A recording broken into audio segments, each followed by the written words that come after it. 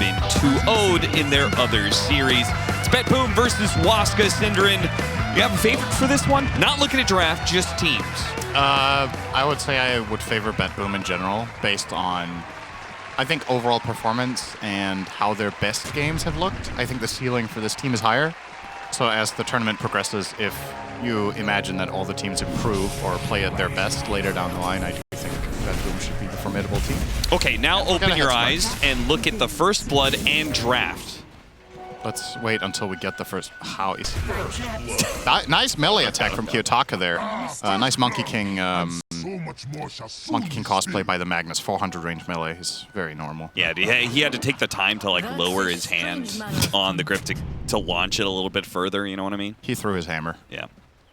Now that I see the draft? Yes, now that you see the draft and that there's first blood for BetBoom. Yeah. Well, unless I didn't like BetBoom's draft, I would like them more because they got first blood. Sure. Which is already an advantage. I like their picks. I think this Tricore that they're running here is actually very potent. It scales very well and it has strong laning. And it was nice to hear the panel talk about the way that they've made some adjustments in the draft that other teams haven't been able, or not that they haven't been able to, but haven't chosen to do, such as the Magnus pick. I think it's a really cool idea, and I expect it to bear fruit in more of their games, because if they can play that hero on 3 players, it gives them so much flexibility in the draft if the hero is also good in the meta.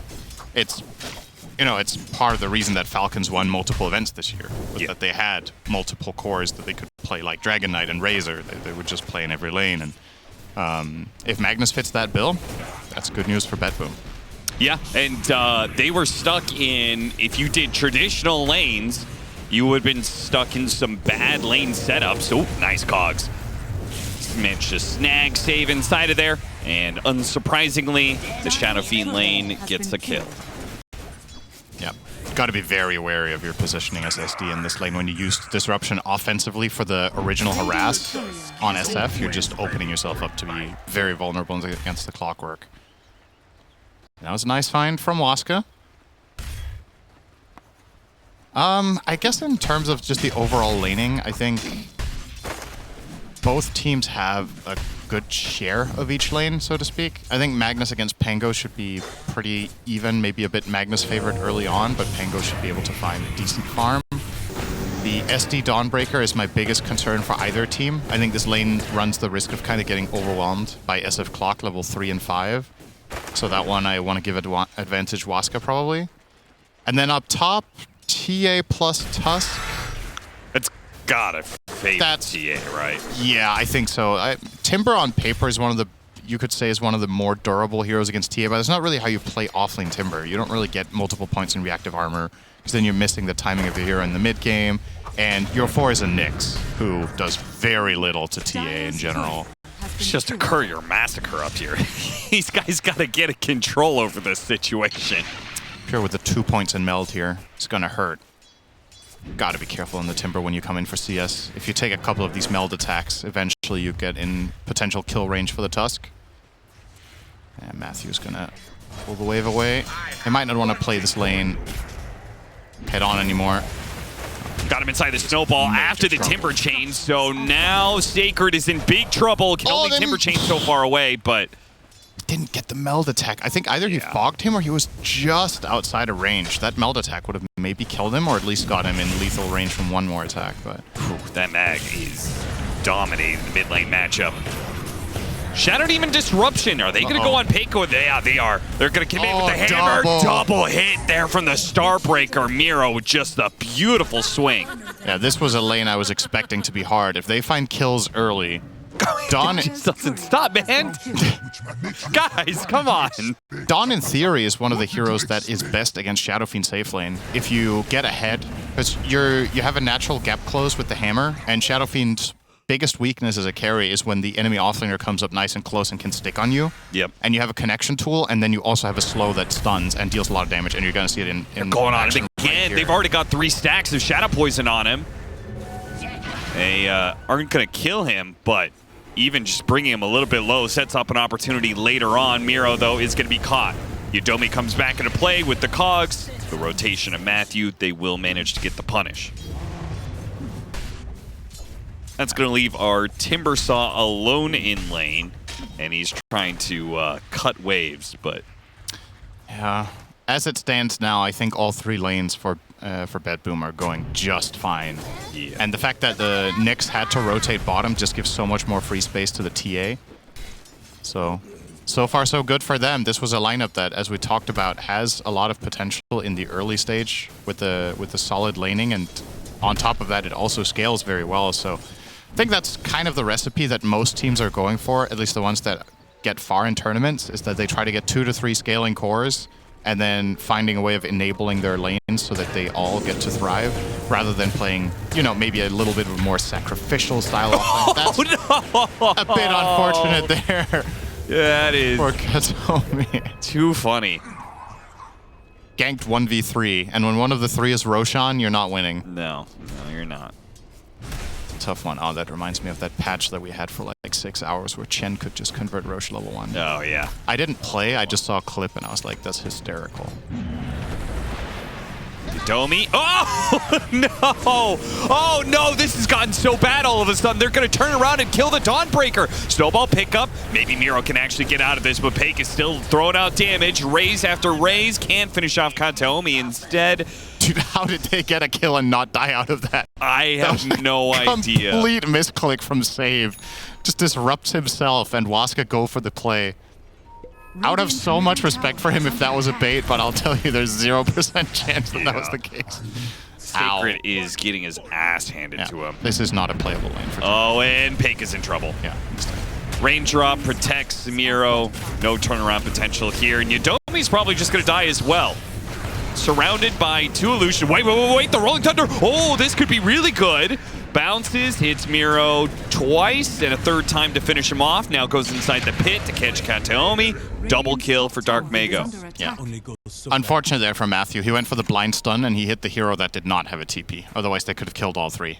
But he managed to clip on the Tusk, not the SD. So yeah. It's a good rotation from Dark Mago. They're going to need this on the side of Waska because the top lane is just doomed. Sacred will never stand a chance against Pure. Oh, he's going to get the Wisdom here. That is just unforgivable.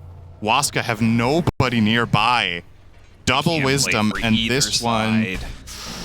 Oh, that is very bad news. In an early stage that already did not go great for them, now their supports are going to be starved, and Sacred, being only level 5, he could have actually really used that Wisdom Rune himself. True. To recover. Now instead he's going to get an RP. Shockwave, pull back RP for the kill. Oof. Yeah, this is looking very good. All right, Matthew finds another courier. So that's good. That's his like 3rd or 4th courier kill of the game. I mean, Matthew's really good at killing couriers. His bounty hunter is a beast. Yeah, he had that tournament where he just went absolutely ham on courier hunting, I remember. Despite that, never really picked up the Baboka Monkey King style. He never tried that one. That's a good point. Miro. Oh, no. Bad cog knockback for him. Disruption will keep him safe.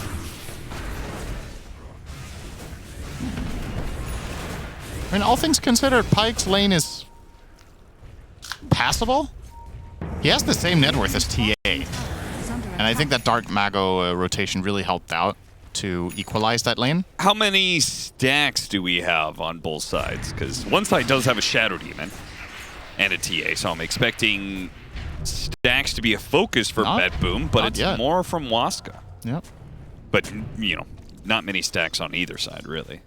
I think it's fair to criticize Shadow Demon for not having stacked more. Specifically, there are some heroes where you're like, okay, you can understand that they don't stack because moving off the lane takes so long and you leave your allied hero vulnerable. For Shadow Demon, stacking the hard camp is literally just walking a little bit top left, casting 1 poison, and then going back to lane. Yeah. If you're, say, a Tusk, it's a longer venture. I guess Tusk is not the best example either because he has shards, so he's actually technically also okay at it.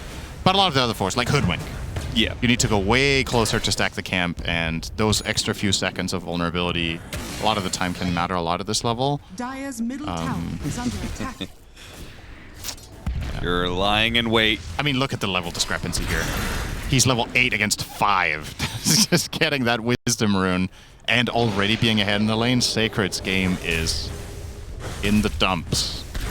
I wonder how he's going to itemize. When you're having a bad game on Timbersaw and you're playing against this massive physical damage hero such as TA, I don't know if you can go that like standard popular build of getting Kaya Sange and a Blink or whatever, like if that's actually going to work for you, or if you have to itemize armor.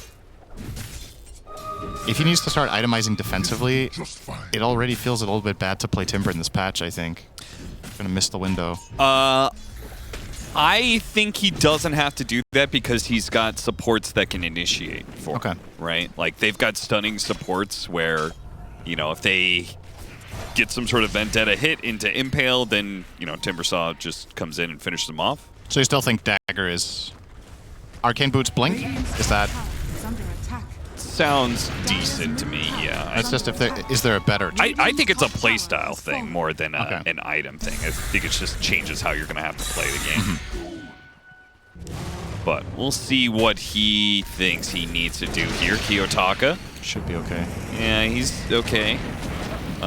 Those shards from Kataomi actually completely blocking off the play. Dark Mago, okay. They're going to go after Pure.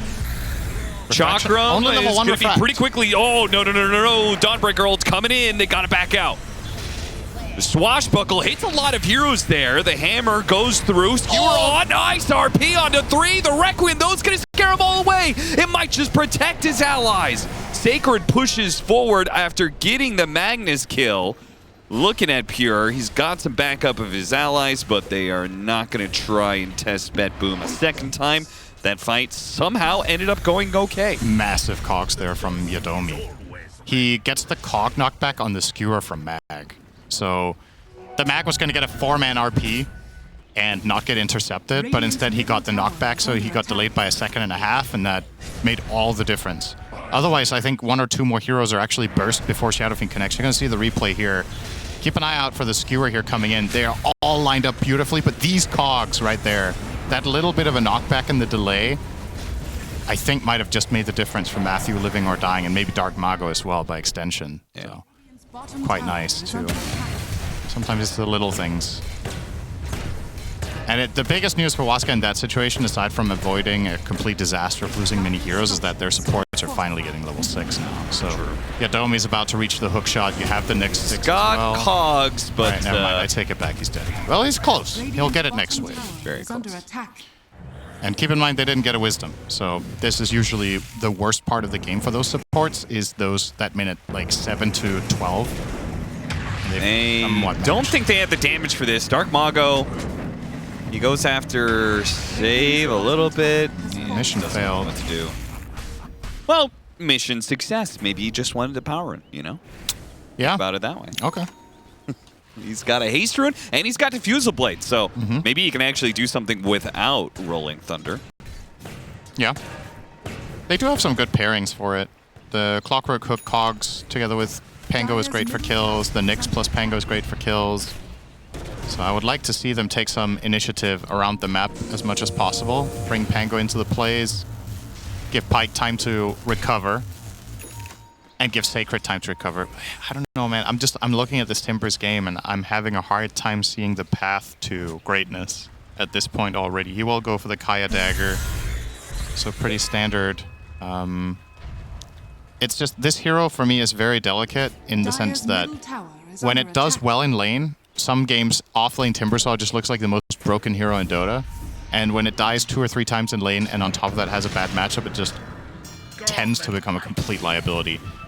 It's a pretty polarizing hero. I would be very surprised to see Sacred end up having a strong game from this point. Even if his team recovers, I don't know if he will. Yeah, which is the value of the flex slot from BetBoom, right? Yeah. They had 2 strength cores. They thought, surely we'll be able to get either a good matchup for the SF or a good matchup for the Timbersaw. Turns out they got neither. Yeah, I was pretty surprised by how well the Dawn SD lane went. But I can't say for a fact that that was strategic and not just outplay. Because I feel like on paper still that Clock SF lane should have the upper hand in that lane. As long as Clock reserves his abilities defensively for the SF to protect him against Dawn. Kataomi. Oh no. He's gonna get it. Snowball, it's guaranteed.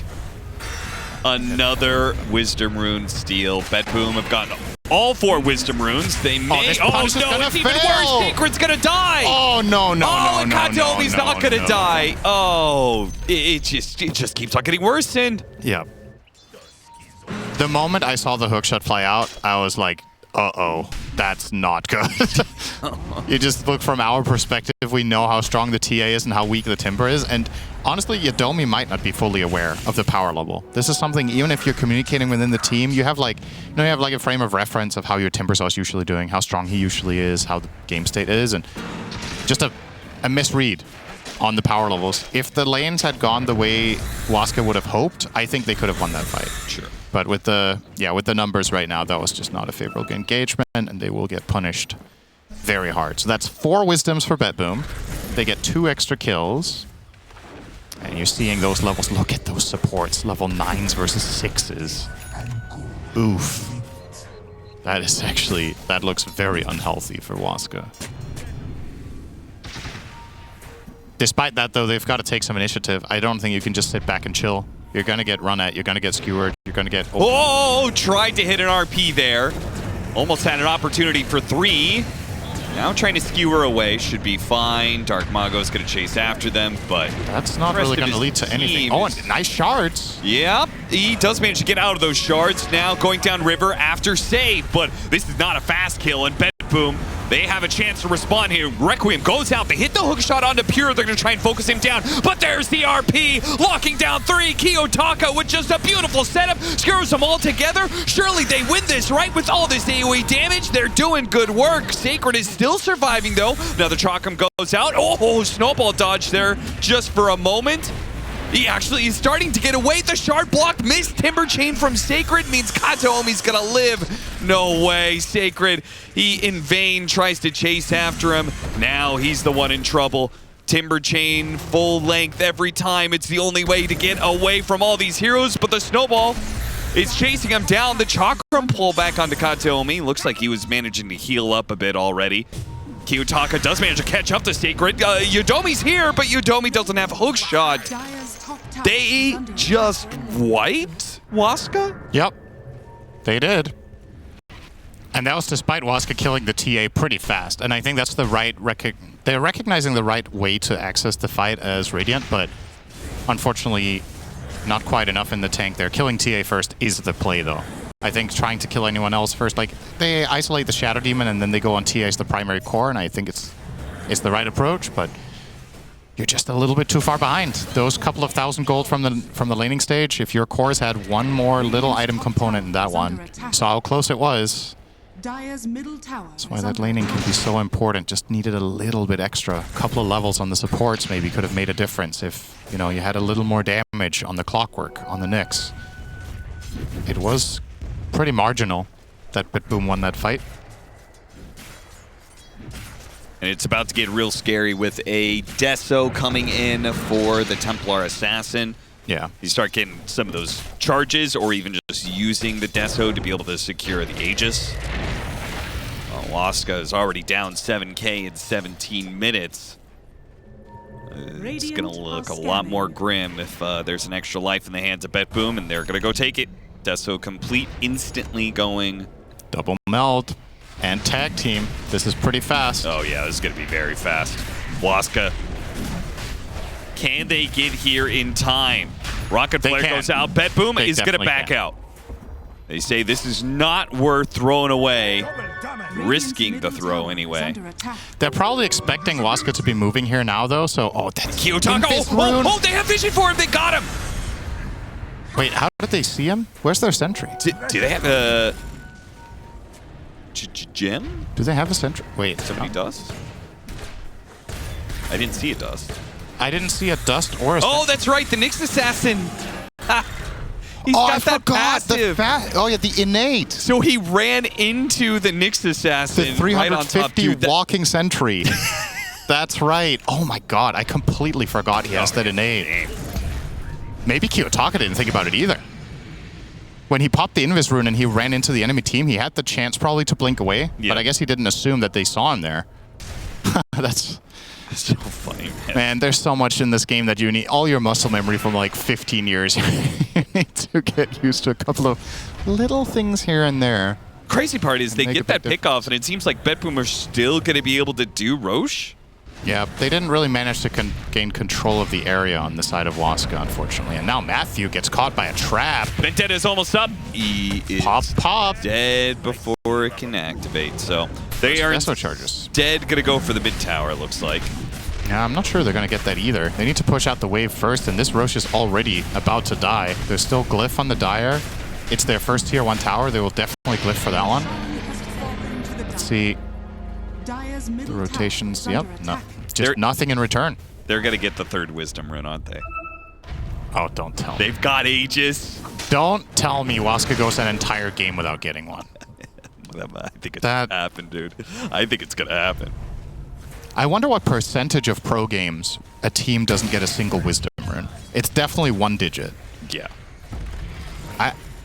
I want to say it's probably something like 1%. It's like very rare that you get absolutely 0 wisdoms in the whole game, but... They see the Dawnbreak ult, their passive, they see all these heroes, 3 of them grouped up on this area.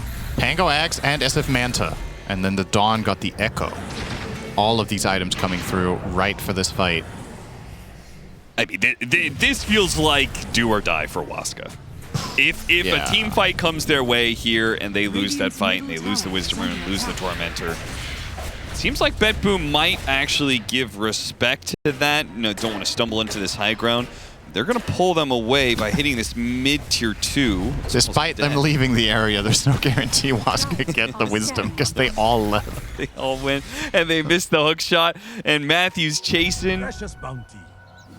Oh, is he going to try to steal theirs? He won't have Vendetta long enough, will he? Oh, he will. Never mind, it was the other. It was the free pathing that was expiring. Yeah, he won't have the free pathing, so he'll have to... They got one. They're going to get 2? They got 2? No way. Okay. I mean, these 2 pretty much make up for the previous 4. Oh, yeah. In terms of, like, total numbers. You can't really compare the game impact, but... That's nice for Waska. It's something. Wonder if Matthew's chilling here, waiting. He's waiting for Courier, surely. See if. I was thinking maybe he was like waiting to see if they would torment her. Ah, for sure. I'm just. It's just such a classic way to. He's sitting there. He's drinking, hands off the keyboard. He was starting to burn down to the Tormentor. Imagine he goes. Imagine he just sits there and dies. Just waiting for them the whole time. Oh, Dark Mago. Yeah, does he get a chance to do a Rolling Thunder swashbuckle away? No, he gets hit by the snowball and should be chain stunned up now. Oh, they didn't want RP. Yeah. He's fine now. Okay, he's good. Huh. I really thought they were going to use it. This is a big kill. Yeah, this is the 2nd highest net worth on Waska. Like, surely it's worth it. And it's not like it's like, oh, RP's down, now they're going to fight us. You still have an Aegis, too. Yeah.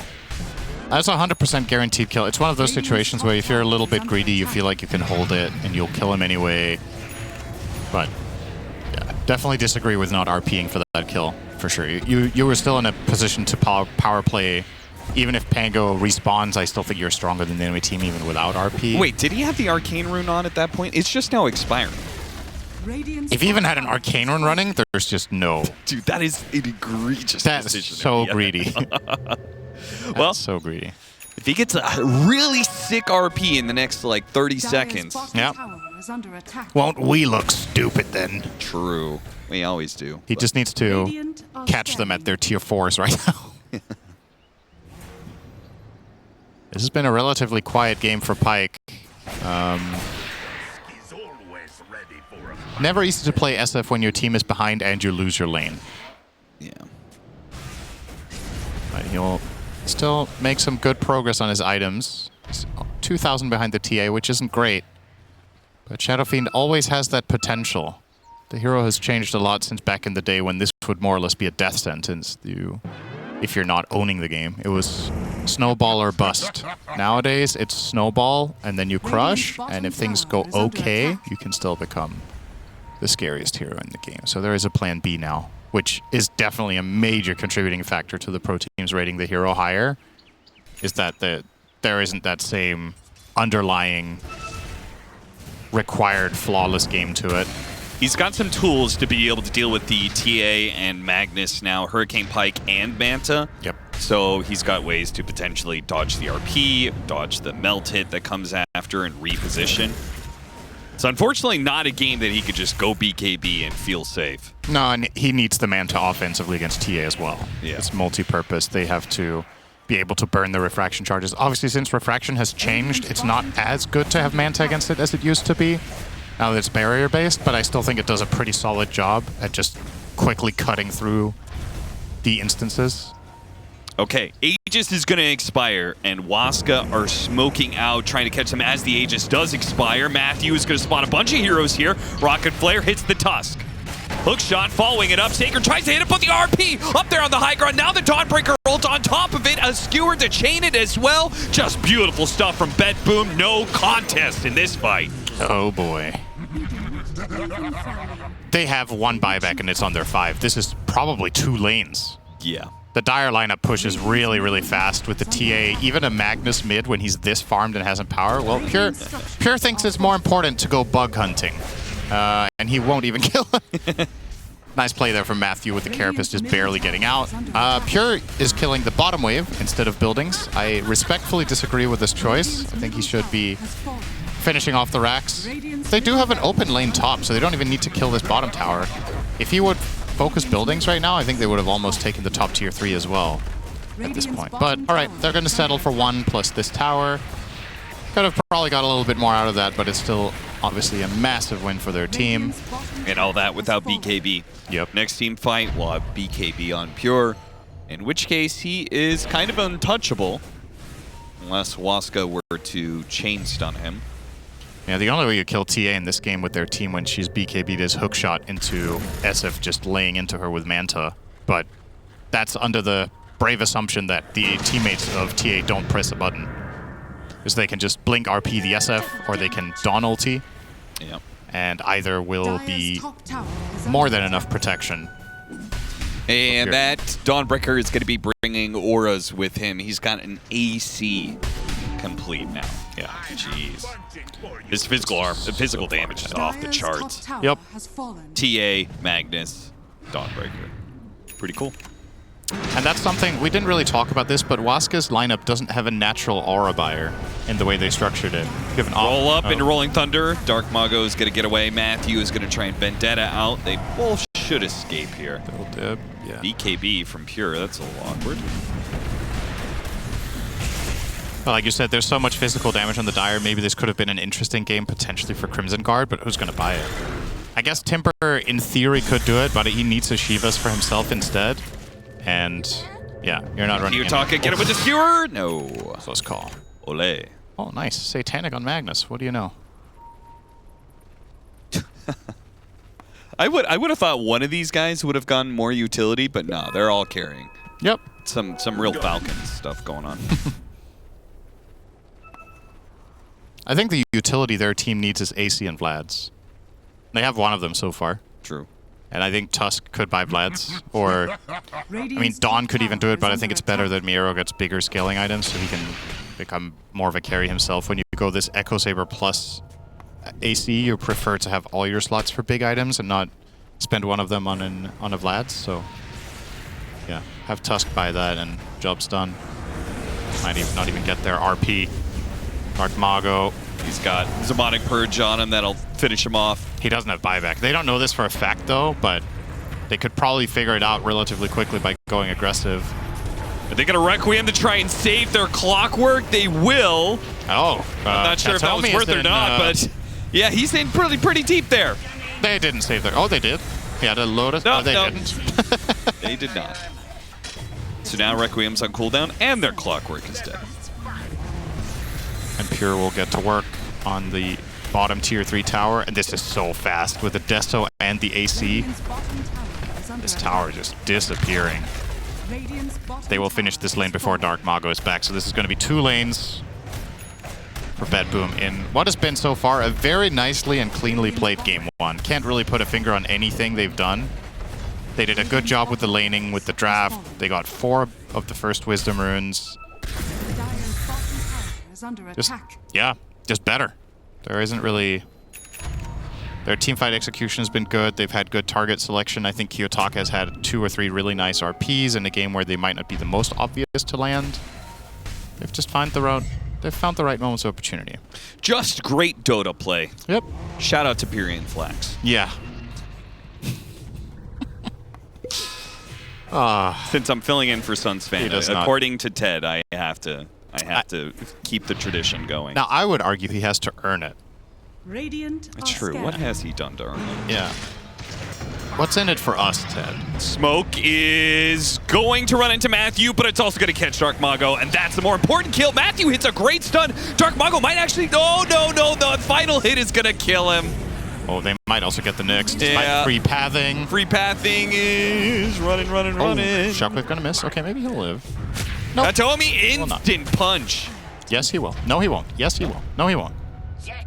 Yes, he will. Oh, he TP'd. He gets out. What a god. Yeah. Unfortunately, that's kind of the highlight of the game for Waska. But it was a cool escape. Doing Roshan right as it turns daytime. Yeah, you'll know where the enemy team is, but Rosh will also leave. But they had the ice shards to keep him at home.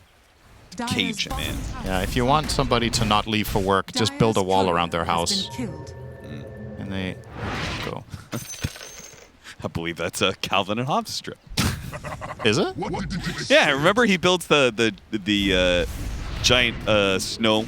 Oh, yeah, Dad can't go to work because... Dad can't go to work. Yeah, you're right. Yeah. Synderen and I were sharing our love for our mutual love of Calvin and Hobbes recently. Big fans. The best comic ever. All right, well, BetBoom, you've got 4 minutes to close this game out with the Aegis. You've got a banner. This goes really fast. I mean, Waska have to initiate basically right now, or the tower is gone for free, which it is. Well, Matthew can't really wait much longer, guys. The Megas are 3 seconds away. Okay, Well, here goes. Rolling Thunder, hit on 2. Oh, he dies so quickly. Hookshot does land onto the Templar status. An immediate RP on the Shadow Fiend. It's so easy. Kiyotaka, he had landed some great RPs and put them in this position. But once you're here, it's just a one-man RP. That's all that's needed. Just find the SF. Mana Drain does damage. Yeah, well, isn't that better? I mean, I personally think that's better the majority of the time, but we do see quite a lot of people just take the Fist of Death for the, maybe snowballing a little bit in certain instances or whatnot. For the hype? For the hype. For the hype. Yeah, production knows what I'm putting on. So I think it's fair to say that after game number 1, it's Waska that need to come in and impress and switch things up. Well, they don't have to. They could just lose 2-0. That's, of course, also an option, but if they want to win... You always have an option to be a loser, Synderen. True. I wouldn't know, but I appreciate that you are making it clear to everyone that you're doing it by design. Yeah. So that's always nice. If it's a deliberate choice, I can respect it, to be honest. They made some adjustments. They're running 5 mag, which I'm personally not a big fan of unless you have a very good reason to do it. They don't have Empower for anyone else than really a carry Shadow Fiend, so that's already a little bit of a notch down. This hero has obviously changed over time as a 5 as well. Empower used to be better. I'll be honest, I'm a little bit worried about this lane. I think last game they played Clock SF and they lost to Dawn plus Shadow Demon. Yeah. This time they're playing Mag SF, and I think they're playing against a stronger lane. Yes. With the Bat Dawn. So it's a weaker lane versus a stronger lane. Yes, and considering how last game went, this is a cause for concern. But maybe they learned some lessons from the last game and they're going to make the right adjustments.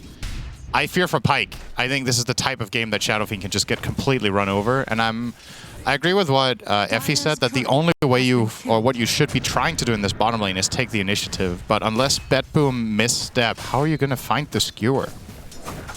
Against Bat and Dawn, they very easily navigate the lane. They just play away from you all the time. If you come up close, they just sidestep.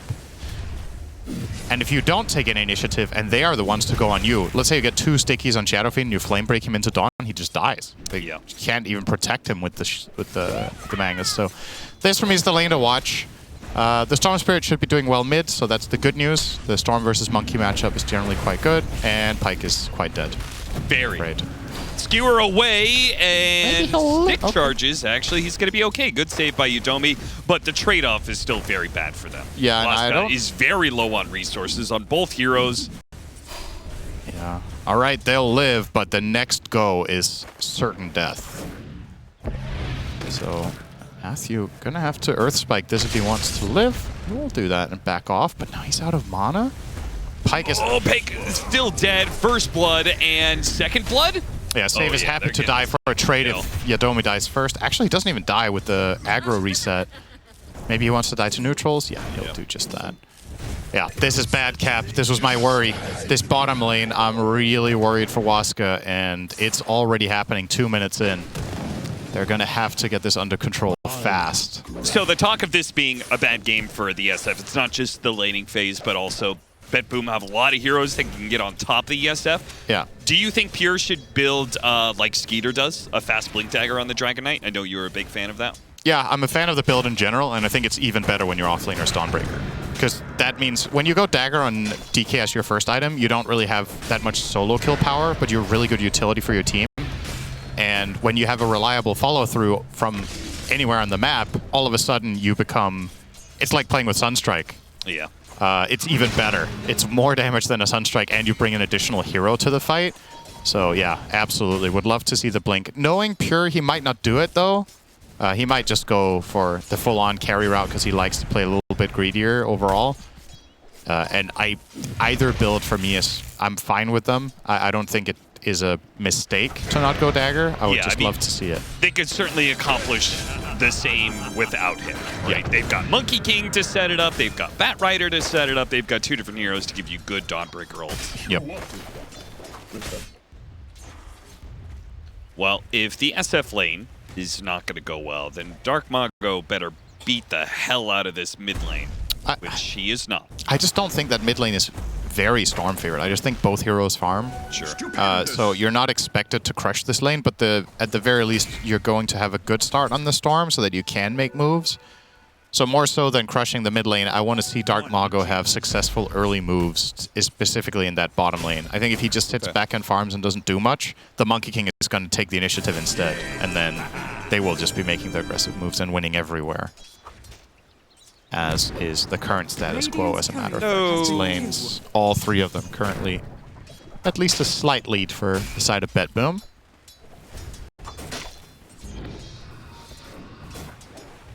At least Sacred is doing a good job CSing. 22-2 as the Pango is not beating the Dragon Knight, but he's keeping up. And it feels so weird watching Kataomi play 5 Warlock. Oh, yeah. It's like, oh, yeah, I think Yadomi's dead here, by the way. No escape plan for this, so he will go down. He will even waste his stick. This isn't really going to help him much. I'll buy a bit Got of one time. more shockwave in, at least. Yeah, it's fun to see Kataomi really make this big transition. He was playing very greedy fours. He was playing like 4 Wyvern, 4 Tiny, and he was scaling in his games and becoming another carry. Oh, Shadowfiend's dead again. Oh. He will get the kill on save before he dies and hits Miro, takes away one of his raindrop charges. It's not good, but at least he got something out of it. Miro's level 5. He is mega strong. Minute 5, level 5 in a side lane is super early. Oh, Matthew's gonna come in big. Hit him with the Earth Spike, Blood Grenade. Very nice. Massive, massive pickup, because the side lanes are just crumbling. You had to do something about it. Or like, not this lane, but the bottom lane. Yeah, the bot lane is in shambles. So getting Storm this kill and getting him into the game, they even give him a bottle refill with the mag TP as well. I think Dark Mago is going to have to pay it back sometime soon. As much as we think Shadowfiend is a really powerful hero this patch, and we think it for a reason, and the teams obviously share that sentiment, every hero in Dota has some meaningful counters. And Shadowfiend, a lane of 2 heroes that flat out just get on top of you and run you over is the best way of countering this hero as a carry, in my opinion. Yeah. This archetype of lane that BetBoom are playing is S tier as a solution. He's level 6 on Dawn. Holy shit. The Dragon Knight carries level 4. These are the 2 side laners. The Shadowfiend is level 4. Miro is so far ahead. He could just make whatever move he wants almost. And he's going to get a Soul Ring, so he's just going to be able to threaten with that hammer all the time. Yep. And he also went for the facet that you like, the cooldown reduction on luminosity attacks. Yep. Big fan. Amazing when you're having a good game. Oh, yeah. You just keep rolling with it. Okay, they had a Wisdom Rune problem last time around, and Matthew this time is Good playing coverage. a good hero to secure it. Now, he does manage to get off the Wukong's command. Dawnbreaker ult is also going to be coming in. Skewer is not where he wanted it to be, but they can just commit heroes and maybe still come out on top. Here comes Kataomi to try and even things out. And Waska's not strong enough. It was a 4 versus 2, but the combination of Dawnbreaker just being so farmed and a well-placed Wukong's command means that they actually get 2 kills out of it. In a 2 versus 4, that is disgusting. And this game is very, very one-sided. Not 2 versus 4. There was a fatal bonds cap. Okay. The Warlock helped. He was there. I actually think it might have been necessary for that to kill him in the end. But yeah, that last one. getting the Wukong out here is massive. Mag is trying to come in for the skewer, but he doesn't break him out of the ring, so they can't get any zone control here. And yep, it's just the nature of snowbally Dota. All of the stuff that happened bottom is having major ramifications across the entire map. Now again, Pyke will be brought to his knees. Kiyotaka not even necessary for that kill. This is He's looking here. a lot worse than game 1, and that one was He's gonna already come up not through great. the gate, show up at the top lane. Monkey King using the gate, I think, is one of my favorite moves right now. Waska, they are going to try and defend here. Skewer back on Pure underneath the tower with Dark Mago doing some hefty damage. They will be able to chunk him down. Look for Kiyotaka next. Kiyotaka does manage to get the kill on Sacred, but he's going to be traded out. A good pickup for Waska. Even more, Dark Mago is getting some galvanized stacks off of this one. He's going to go for Kataomi as well. Domi can help pull him back a little bit with a shockwave. That's all that's really needed. They bring the numbers. That was big. Finally, something going the way of Waska in this exchange. This is actually going to catapult Storm to #1 net worth. Importance of power runes on these mid laners, right? That was a regen rune for the Storm Spirit. That's why he had so much to work with in that fight. And the Dawnbreaker was unavailable. She didn't have ulti this time and didn't have mana. So they could get that man advantage. That was, for the most part, a 5v3. And that's often what you're going to have to do when you're struggling this much in the early game, is you need to find an avenue of outnumbering the opponent, because it's not a fair fight if they're there together as well. Matthew with the Hex TP. Not going to golem for All right. How do you think this makes Matthew feel? that he isn't worth a golem. Yeah. Do you think that's bad for his self-worth? No, I think it's. You're okay with it. Okay. I had that. Kiyotaka is fine. He is getting Not good. aggressive, but he isn't going to get caught in the process. You want to keep your head low, you know? Not draw any aggro. When I was in boot camp, the drill instructor didn't know my name. That was a sense of pride. He didn't golem you either. He didn't golem me. That's good. It didn't draw the aggro. Dire's top tower is under attack. A drill instructor casting Rain of Oh Chaos. no, it's going to be chain stun after stun. I mean, if the Shadow Fiend doesn't have a game, I know you said this hero can recover, but I don't think he has the best cores to like help him along here. That's the biggest problem. You're fully reliant on Storm right now. Oh, he'll deliver. Zip. Catches him midway through on the tree that he was jumping to, so he instantly gets stunned. As he plummets to earth. Kiyotaka. Okay. Flying a little bit too close to the sun there. Yep. Might have not anticipated that they had the vision that they do. Obviously saw him in the trees because of the high ground ward over their hard camp. That'll pay major dividends with Dark Mago with the heads-up play. But you're right. The Shadow Fiend as a hero can recover in this current day and age because of how strong he scales now as a carry. Things are definitely different. But the supporting cast and just as much the matchups he has in the game later makes you a little bit worried for him. Because even if he does somewhat recover with items, he's playing against 3 BKB piercing stuns. Golem, Lasso, and the Dawnbreaker ulti can all combo break him, and there, as we've already talked to death, the heroes can just pile on top of him. So there is definitely a lot to be done, and unfortunately, the hero that can probably do the most work for Shadow Fiend in those clutch moments is the Magnus, but he's position 5 and has nothing.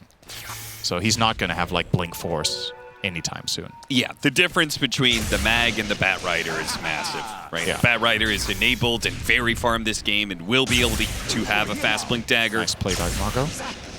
Mago's trying to keep this game together, man. Yeah, for sure. 4-0-2, getting every power rune. He's doing his part. Matthew gonna be a good butler.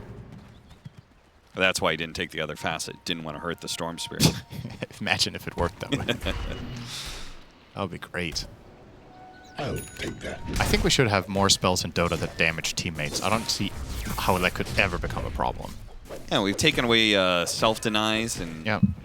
we can't deny as much allies anymore. Far enough back in the day in Dota 1, like 2004, I think you could deny creeps from full health. How do you think the meta would shift if you could deny creeps from full? What do you think would be first picked? Maybe summons heroes, because that probably gives you the most damage at level 1 to like kill the range creep at the start. I was thinking something like Shaker, just block the wave, and then deny all the creeps, or Clockwork with the other facet, with the hookup. God, remember when you could cog block the wave and Yep. push him into the side lanes? Matthew, great reactions. Probably not good enough to... Oh, maybe it is. Rolling Thunder is going to go off. Okay. BetBoom is actually in a little bit of trouble here. The Rolling Thunder is going to land on the Dragon Knight, chain setting him, but here comes the Dawnbreaker ultimate. It's going to land right on the Pango, bumps him up to the high ground. Miro needs to throw the hammer to get down. He throws it onto the Pangolier to finish him off. Dark Mago does Oh, he's not out of have resources. much mana. He's got one last jump, a little bit of bottle hit. He turns around to threaten Kiyotaka. He knows he's not going to make it out of here alive. He's just trying to do some damage. Skewer back, RP onto 2. It's looking okay. They do manage to get 1 kill with the Finger of Death, but it is all going wrong still for Waska. They thought they had a moment off of Matthew's sick reactions. Yeah. But I understand that they tried that, right? You're not going to get a much better entry into the fight than that clutch counter initiation and a wasted golem, but with the other heroes still getting their spells off and getting the zone control going, getting off a nice Wukong is really important here. And you're kind of just suffering as a team from the inability to structure fights in a meaningful way. This is potentially is a nice RP, but it's just coming so late. And that's that lack of items that you're facing as a 5 mag. It's so difficult to find good RPs. BetBoom just play around it. They got their Wisdom Rune stolen by Kiyotaka. That's par for the course. Yeah.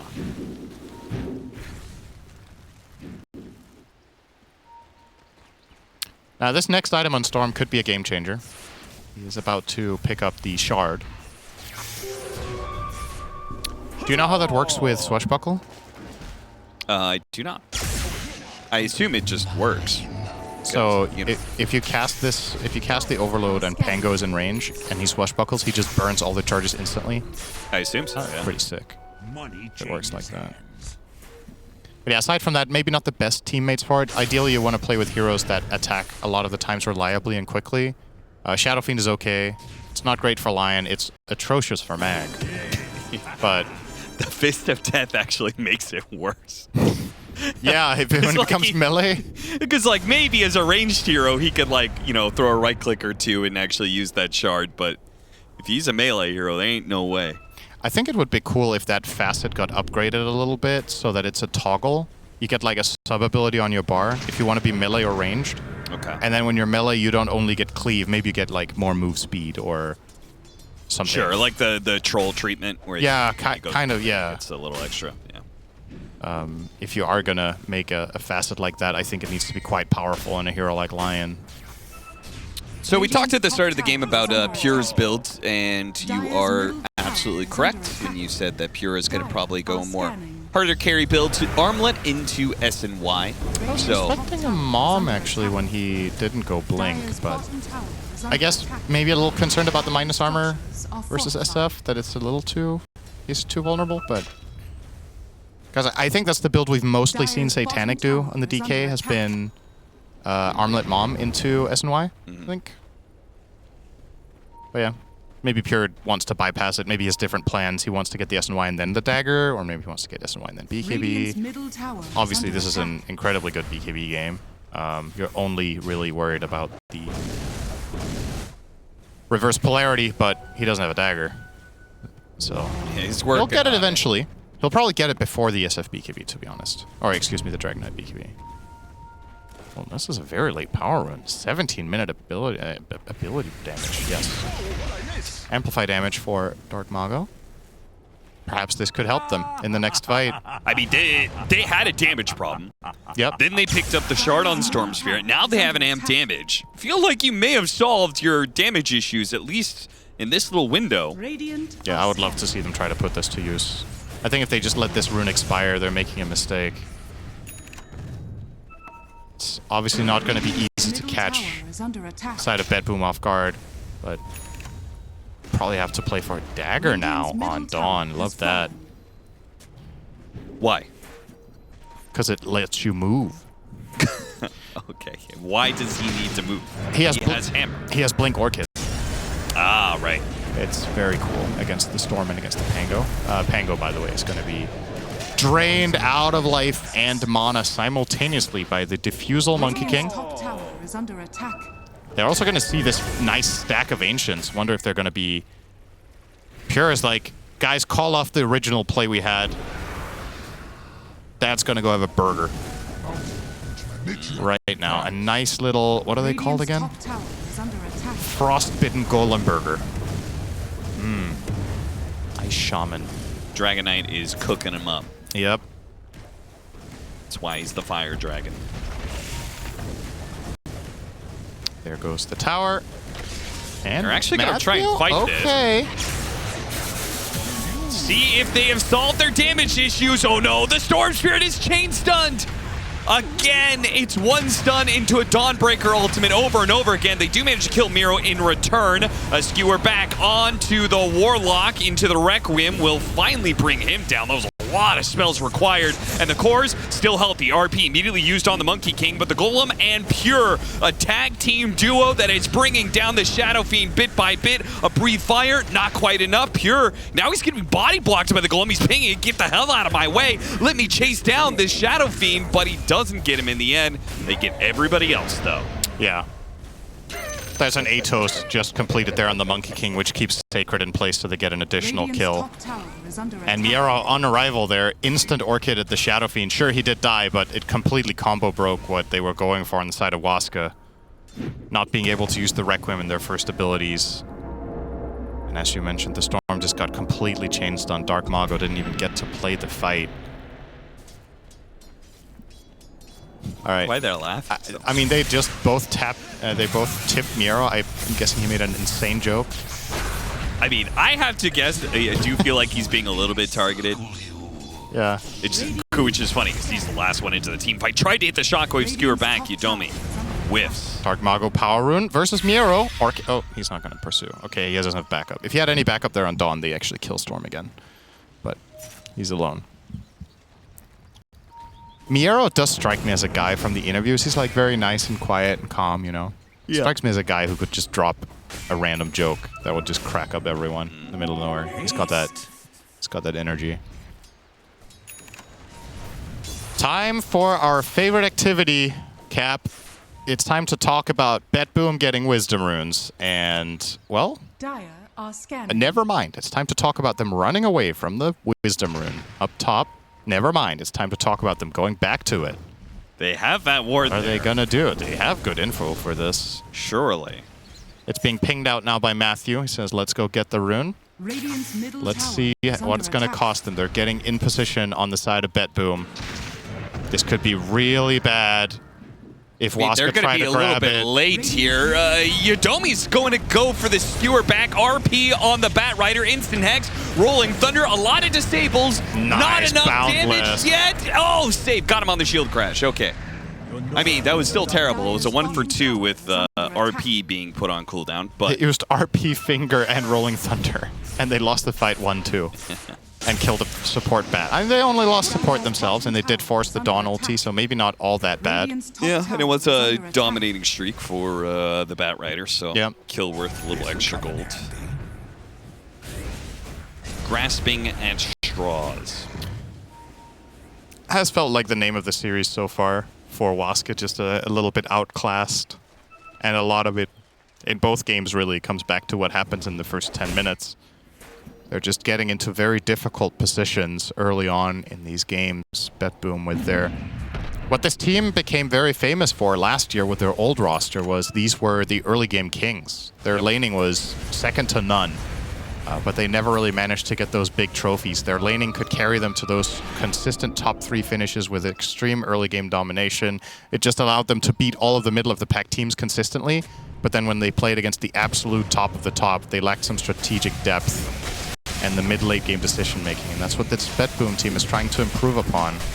The laning, very clearly, is definitely still there, despite a lot of the players being changed.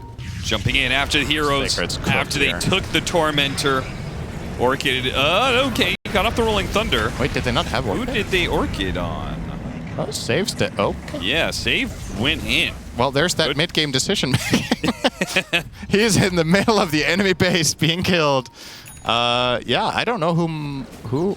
Oh, wait, what? Did I say Orchid? The Orchid's not on Monkey King. It's on the Dawn. I'm tripping. Oh, right. Yeah, so Miara would have had to ult for that. Which was a possibility. I think they could have killed the Pango with the Dawn ultimate there, but maybe they felt like they had him regardless, which is untrue. BKB done for the Storm Spirit. Yeah, it's go time. It's got to be go time. Yeah, the Bat Rider's dead for 12 seconds, so if you find a fight with this smoke... You don't have Rolling Thunder, though. Going to the wrong side of the map. And you don't have any enemies. Don't have any vision. Yeah. But I still think it's the right idea. Like, you feel like you have an advantage. You got to go and take some aggressive position and try to find a move. The Storm BKB is big.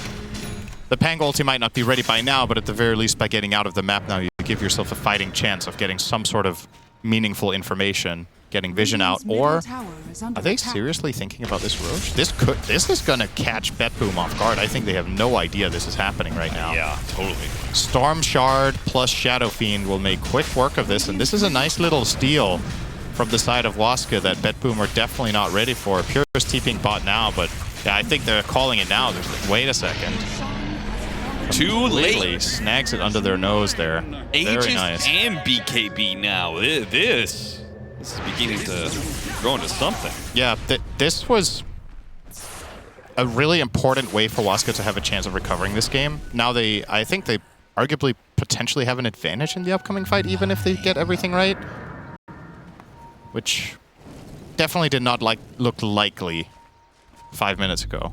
Maybe saying they have an advantage is an exaggeration, but there's a clear path now, right? Storm can jump in, get vision, give them information so they can get off a good Rolling Thunder so they can enable Matthew to find the right Blink Hex target that he wants.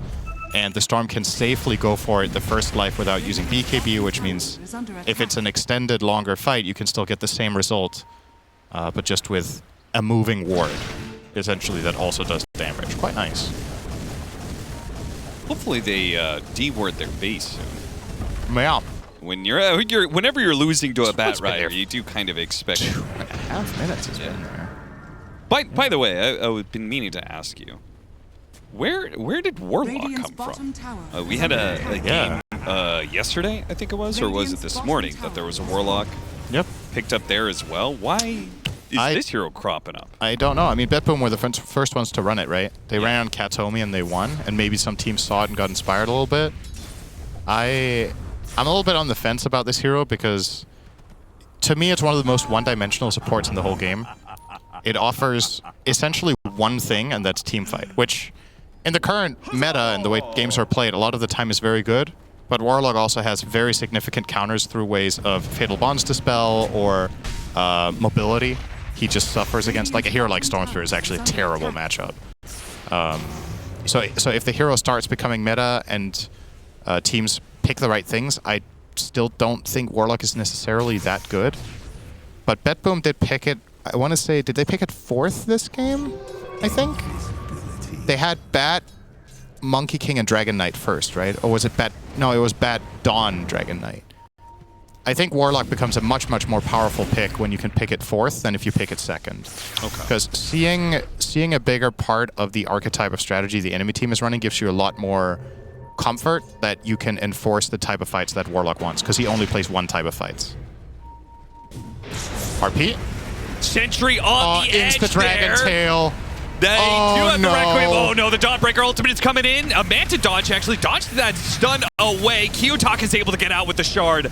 Dark Mago still has plenty of mana, but he's trying to help the Shadow Fiend right now, and there's no saving him. Lassoed back into a Wukong's command, and now Mago's just got to get out of here, save that Aegis for another fight. And Sacred will die too. They get nothing, and they lose 4 heroes, and they burn the Matthew buyback. Radiant's top tower. And that right there is a Warlock fight. Not like the hero was completely carrying it or whatever, but you know, enemy team goes on you, you're in position, you get to counter initiate, get Fatal Bonds and Golem off. That's what he does. What Warlock doesn't do is 2v2s or 3v3, like skirmishes, smaller exchanges. Warlock is a pretty bad hero aside from his ulti and Fatal Bonds in all the later stages of the game. But if you can enforce team fights like that, Barracks are under and you have a nice combo, Warlock loves playing with heroes that do split damage, because then the Fatal Bonds affects multiple targets all the time. So that's why a classic OG from way back used to run Warlock Earth Spirit supports, because then you put Fatal Bonds and you just kept that magnetized burning them. Right. In this case for BetBoom, you have a lot of random residual damage from Monkey King ulti. You have burns. Bad Rider is going to do damage over time. Dawnbreaker is going to do some damage over time. Dragon Knight splashes. All of these like things that might not seem that important actually add up a lot over time. And it's also why we saw in Wallachia, the one team that was playing Warlock the most, Alliance, were running it with Pudge as core. Oh dear.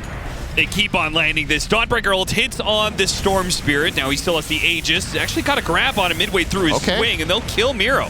It's going to cost them. It is. Pure's going to blink forward and go for the Shadow Fiend again. Oh. Nobody can help this poor Shadow Fiend. Rolling Thunder bouncing around trying to do what you can, but ultimately he is just way too easy for BetBoom to get on top of and focus down. So a 2 for 4 and you lose Aegis. Over here now. Pyke's had a good tournament so far. It's just such a hard game. It's one of the most pitiful Shadow Fiends we've seen, and I'm not going to put all the blame on him, because I think this was just such a difficult circumstance.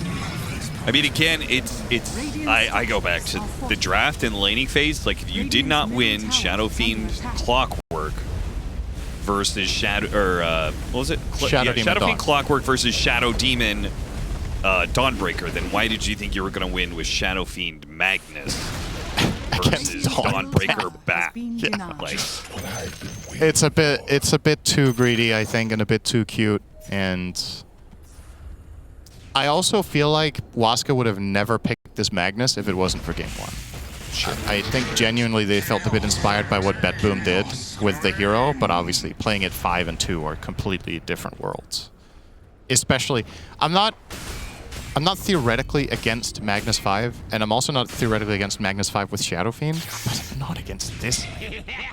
And you knew it was coming too. They were showing that they had these strong heroes when you went for it, so you can't really be surprised that you end up in this tough position in the laning stage. And in my opinion, when you're playing against the best teams of this tournament, or at least some of the front runners for top 4, number 1 step to every game is making sure you don't get run over in lanes. Because it doesn't really matter that you have a very good mid-game strategy and a good idea if you are a 75 to 25 dog after 10 minutes, right? Yeah. Like, then you can be the greatest team in the world, but you're not statistically winning enough for that to be a viable strategy. Radiant are scanning. So they have to, I think Waska going forward, under the assumption that this game will not go their way, which looks overwhelmingly likely at this point, they have to have better laning than this against the good teams if they want to make a top 4 run at this tournament. This is just, it's just too weak what they're bringing to the table today. BetBoom looking for a moment of opportunity. They'll find it. Dragon Tail stun, boundless strike, follow up, and then a lasso if required. Yeah, they got a clean initiation. Nice quick reactions too from Pure. That was sick. And a great golem. It actually combo broke the Magnus completely. Pure goes straight for the Shadow Fiend. Look at that crit. He doesn't.